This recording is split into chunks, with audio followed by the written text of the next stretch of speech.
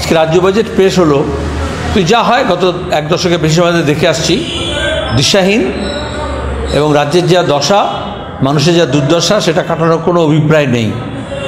কিন্তু বুজরুকি আছে, যথারীতি মুখ্যমন্ত্রীও পরে সাংবাদিকদের তাই করেছেন। প্রথমত ঋণ বাড়ছে, যা বাজেটে নিজে প্রজেকশন ছিল এবছর যা ঋণ দাঁড়াবে তার থেকে বেশি ঋণ দাঁড়ালো।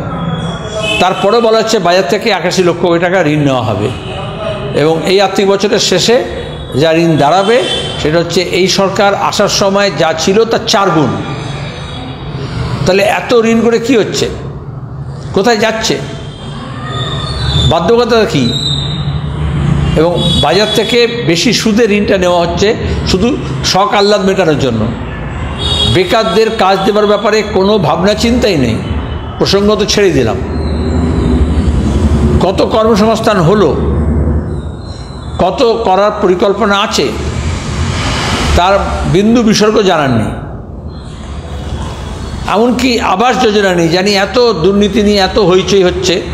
ওরা বললেন কেন্দ্রীয় টাকা দেবে না, রাজ্যের বাজেট থেকে হবে। এখন বলছেন আমি অর্ধেক টাকা বাজারে ছেড়ে দিয়েছি, কিন্তু তাতে দুর্নীতিই বেড়েছে। মানুষের ঘর তো কমপ্লিট হচ্ছে না, অসম্পূর্ণ ঘর পড়ে আছে, ইনস্টলমেন্ট অসম্পূর্ণ হয়ে পড়ে আছে। আর যাদের ঘর পাওয়ার কথা, গৃহহীন মানুষ এবং ঝুপড়ি করে আছেন, ত্রিপল দিয়ে আছেন, চট লাগিয়ে দিয়ে আছেন, এরকম মানুষের সংখ্যা বাড়ছে। তাহলে রাজ্যের আবাস যোজনা কেন ফেল হলো এই ব্যাপারে মুখ্যমন্ত্রীর কোনো কথা নেই, শুধু টাকার অঙ্ক দিয়ে বোঝাবেন। যেমন টাকার অঙ্ক দিয়ে বোঝাচ্ছেন এই মাস্টার প্ল্যান করে দেবো, ওই মাস্টার প্ল্যান করে দেবো, আর তারপরে কিছু মিডিয়া বলবে এগুলো মাস্টার স্ট্রোক হয়েছে। বন্যা রোধ করার কোনো পরিকল্পনা নেই, উল্টো দিকে বাজপেয়ী সরকারের উনি অংশীদার ছিলেন। আর তখন থেকে আমরা বলে আসছি যে এই নদী সংযোগের যে পরিকল্পনা, এটা পরিবেশের ওপরে বিশাল চাপ পড়বে, গোটা যে ইকোসিস্টেম আছে সেটাকে পাল্টে দেবে। অথচ উনি বললেন আমি 200 কোটি টাকা দিচ্ছি, নদী বন্ধন করব। তার ডিপিআর কি? বাজপেয়ী তাও একটা উচ্চ পর্যায়ের কমিটি করেছিলেন, অন্তত নামে হলেও সেই কমিটির কথাবার্তা বলেনি, আলোচনা করেনি, একটা রিপোর্ট দিয়েছিল। তাহলে উনি এখন নদী নিয়ে এই যে খেলা শুরু করেছেন, তো এ তো আর ভোট লুট করা ব্যাপার না, নদী লুট করা। আমাদের ভবিষ্যৎ একটা নদীমাতৃক দেশ, গোটা সভ্যতা হচ্ছে নদী নির্ভর। নদীগুলো মজে যাচ্ছে, হেজে যাচ্ছে, নদীগুলো থেকে অপরিকল্পিতভাবে বালি তোলা হচ্ছে। সেখানে দাঁড়িয়ে নদীর বহন ক্ষমতা একদিকে কমছে, অন্যদিকে হড়কা বান হওয়ার প্রবণতা বাড়ছে। সেখানে দাঁড়িয়ে নদী বন্ধন আরও আমাদের রাজ্যের পরিবেশকে সর্বনাশের দিকে ঠেলে দেবে এবং তার জন্য পরিবেশবিদদের নিয়ে বিস্তারিতভাবে আলোচনা করা দরকার আছে, বিতর্ক হওয়া দরকার আছে রাজ্যব্যাপী।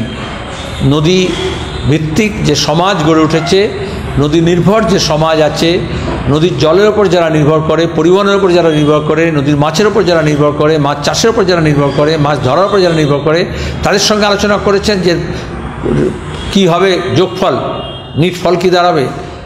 বিনা আলোচনা করে এগুলো করা যায় না, শুধু হুজুগ তৈরি করা যায়। একইভাবে আমরা যেমন ঋণ বাড়ছে, তেমনি তিনি কোনো নতুন প্রকল্প কিন্তু ঘোষণা করেননি।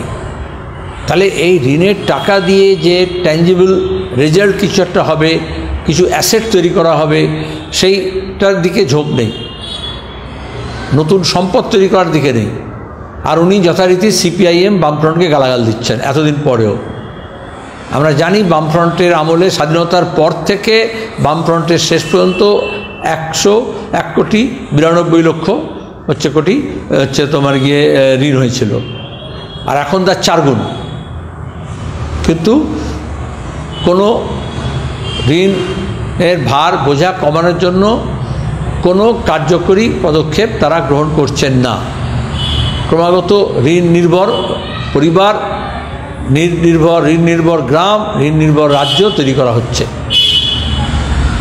নতুন কলকারখানা কোনো দিশা নেই। তো সাবমিট করে এলেন, তারা তিনি বলতে পারতেন এত কোটি টাকার বিনিয়োগ হলো, এতজনের কর্মনিয়োগ হলো, এতগুলো নতুন কলকারখানা আগামী কয়েক মাসের মধ্যে।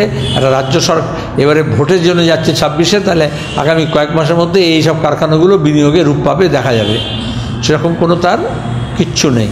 শিক্ষার ক্ষেত্রে, স্বাস্থ্যক্ষেত্রে যে অব্যবস্থা আছে, আপনারা দেখলেন কুচবিহারে যতজন ফর্ম ফিল আপ করেছে ততজন পরীক্ষায়, তার একটা মিনিস্কুল মাইনরিটি পরীক্ষা হাজির হয়েছে। ফর্ম ফিল আপ করেছে কতজন, আগে যত করতো তার থেকে কমজন। ড্রপ আউটস হচ্ছে। এদিকে স্কুলের পর স্কুল বন্ধ হয়ে যাচ্ছে, ছাত্র নেই, শিক্ষক নেই, সেই ব্যাপারে কোনো দৃঢ় পদক্ষেপ নেননি। অন্যদিকে বলছেন আমি ডিএ বাড়িয়ে দিচ্ছি 4%। আচ্ছা, ডিএ নিয়ে এত আন্দোলন হলো, এত সংগ্রাম হলো, এত মামলা মোকদ্দমা কেস প্রতিদিন চলছে, লক্ষ লক্ষ টাকা খরচ করছেন শুধু মোকদ্দমা লড়ার জন্য, কিন্তু বকেয়া ডিএর হার কিছুতেই কমছে না। তিনি শুধু গ্যাপটাকে ভরার চেষ্টা করছেন, কিন্তু যে বকেয়া আছে সেটা দিচ্ছেন না। তাও মন্দের ভালো, অন্তত নিজের তোমার কি হাত নিজে তিনি কামড়েছেন। তিনি বলতেন ডিএর কোনো বকেয়া নেই, তিনি বলতেন ডিএ দেবো কেন, ওটা প্রাপ্য নয়, এখন অন্তত বকেয়া দিচ্ছেন। এতদিন পরে ওটাকে বলে পাহাড়ের নিচে এসছে।